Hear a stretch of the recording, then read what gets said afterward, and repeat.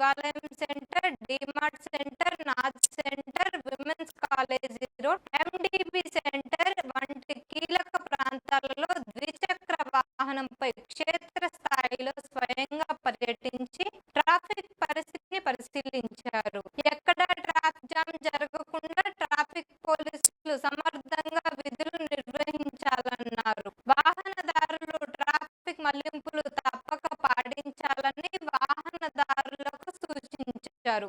పర్యటనలో east traffic CI Ashok Kumar, west traffic CI Singaiah, traffic ఎస్ఐలు పాల్గొన్నారు.